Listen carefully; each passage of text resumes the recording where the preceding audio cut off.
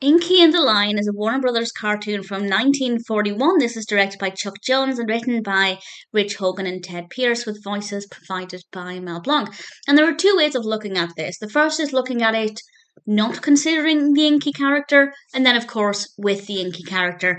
And Inky featured in quite a lot of Warner Brothers cartoons around this time, but over time, people started to question the character and whether it was, racially suitable. And of course, the consensus there is no, it isn't. But I don't want to spend every Inky cartoon review saying, well, it's a bad cartoon because Inky is obviously a problem. And that's kind of the two ways to judge it. On the one hand, as a cartoon with Inky as the protagonist, it's awkward. But let's say it didn't come across as racist. The actual cartoon is not bad. It's about Inky coming face to face with a lion. I will say the pacing is terrible. It took about half of the cartoon to get to the point. But once we meet the lion, I liked the way he interacted with the lion, the way the lion lured him in, and it was never quite clear who was having the upper hand, and I liked that. I thought it was very well animated in terms of the lion, the other animals, the jungle background, the color palette, all of that worked really well. We also had some really good sound effects. So it ticks all of those boxes. And let's say it wasn't Inky, let's say it was Bugs Bunny or Elmer Fudd. I would say, yeah, it's a pretty great cartoon.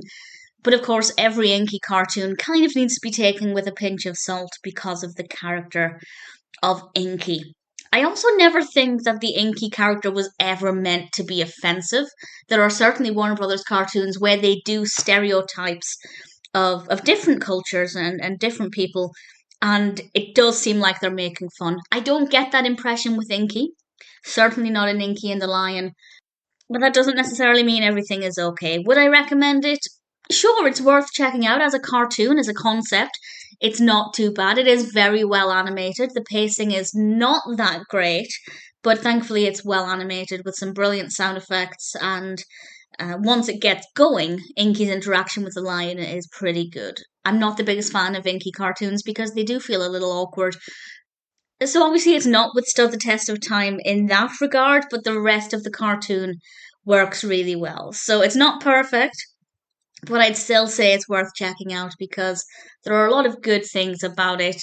Just unfortunately, some things that mean it doesn't really do very well in the 21st century.